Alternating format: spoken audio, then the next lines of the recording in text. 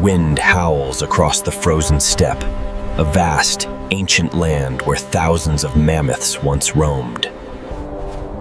Now, only a small herd remains, slowly traversing the wet snow. Their journey.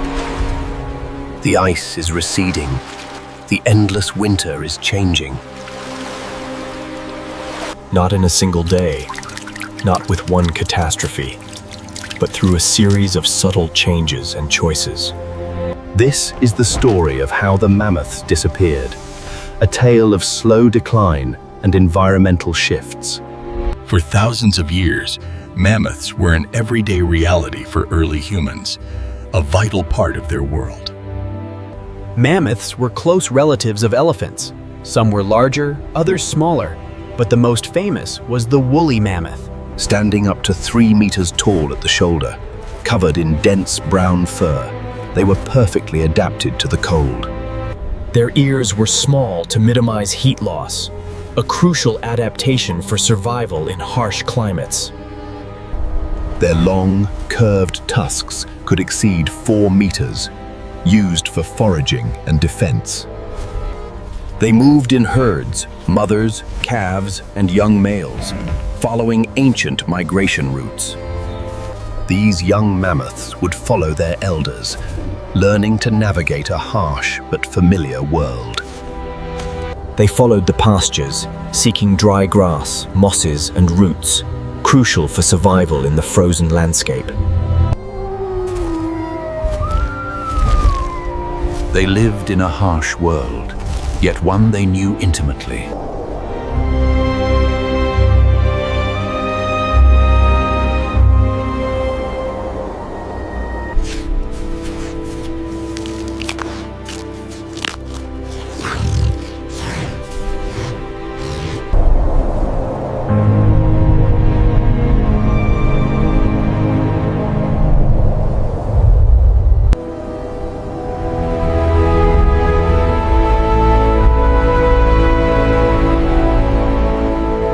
Around them, other giants roamed. Woolly rhinoceros, massive and powerful.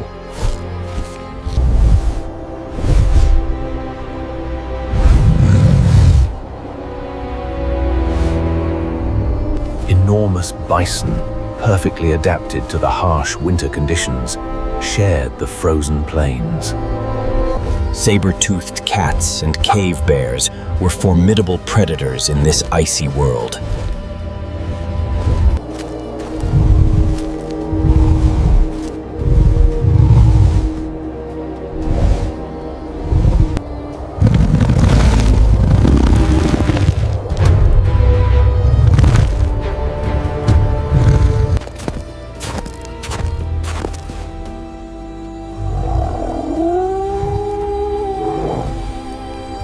Wild horses also roamed these vast, frozen lands, enduring the harsh conditions.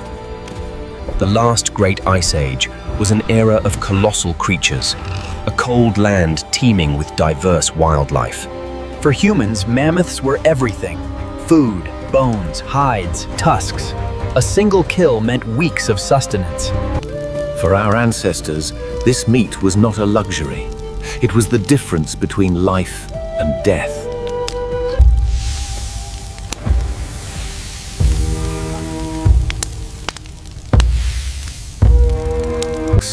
They roasted it, smoked it, finding every way to preserve it for as long as possible. In the caves of Europe and Asia, engravings and drawings depict them, showing their importance. This means man not only hunted them, but observed them, studied them, and told their stories. In some regions, entire houses built from mammoth bones and covered with skins have been found. For the people of that time, mammoths were as much a part of their story as horses or cows are to us today.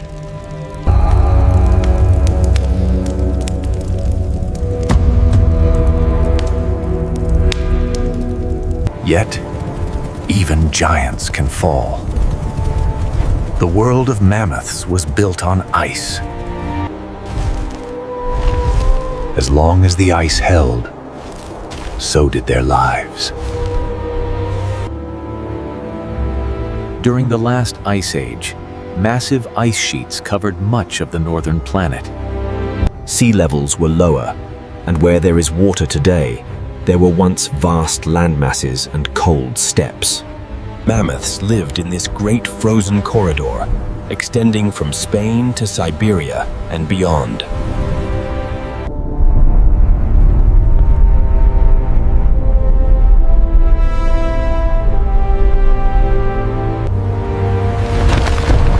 But the Earth is never still. The climate is always changing.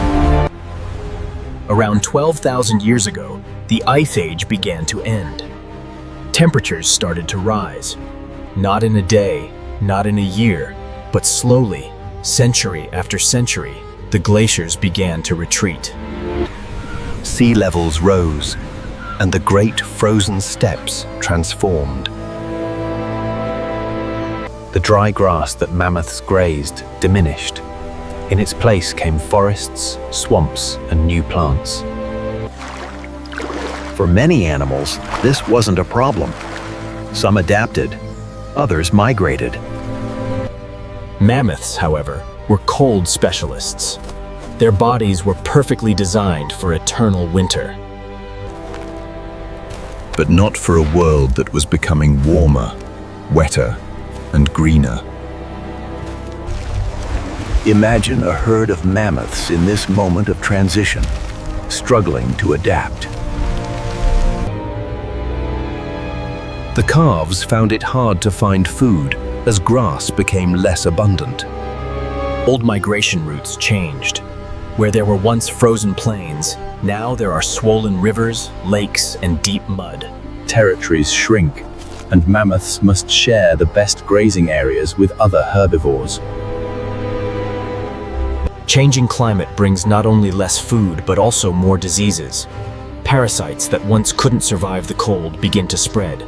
Milder winters mean longer summers, and in longer summers, insects and microbes multiply.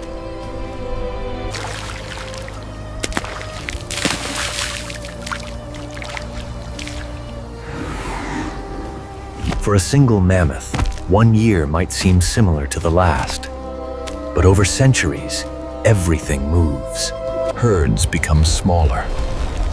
Isolated populations disappear without a trace.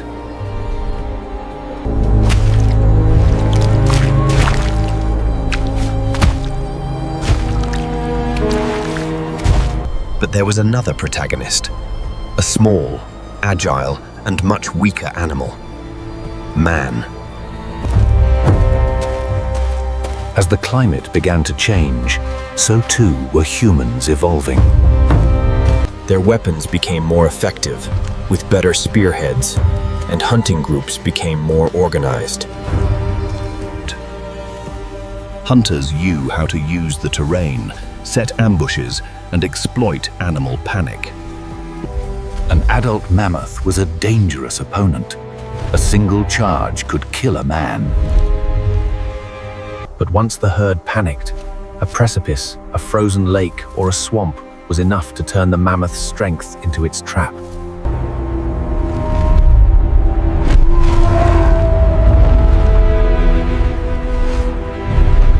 We have no proof that man alone, in a few generations, exterminated all mammoths. But we know that wherever modern man arrived, large animals often began to disappear. It's not just a coincidence. The combination is lethal. Less suitable habitat, less food, more hunting. Every disappearing herd is a piece of the future that fades away. There is a detail that makes their story even more fragile: the size of the groups.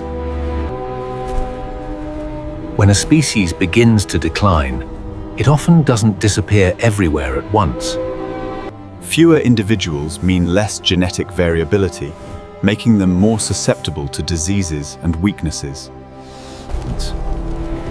A single storm, a particularly harsh winter, or a disease brought by other animals or man Eventually, even these last silent islands were emptied. The last mammoth of the planet died without knowing it was the last. For him, it was just another winter.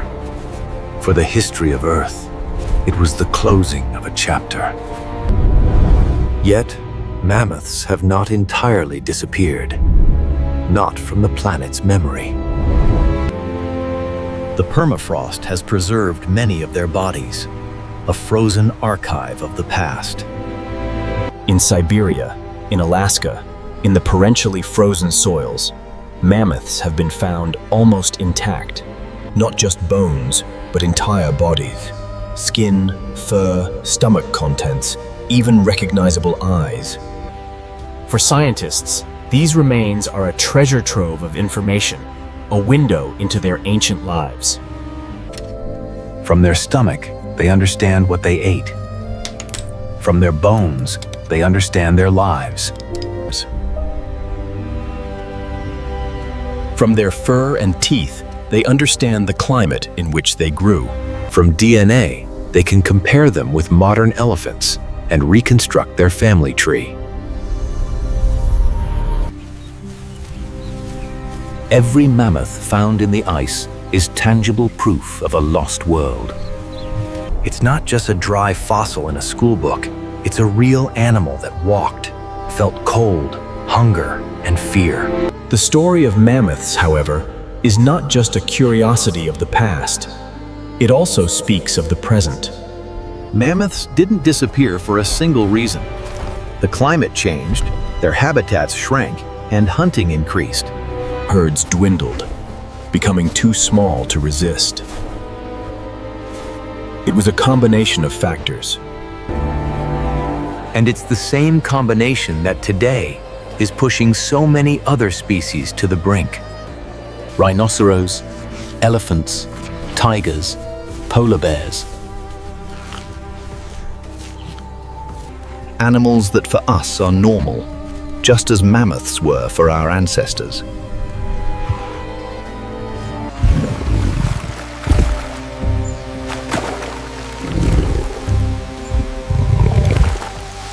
But who could tomorrow become just images in a book or skeletons in a museum?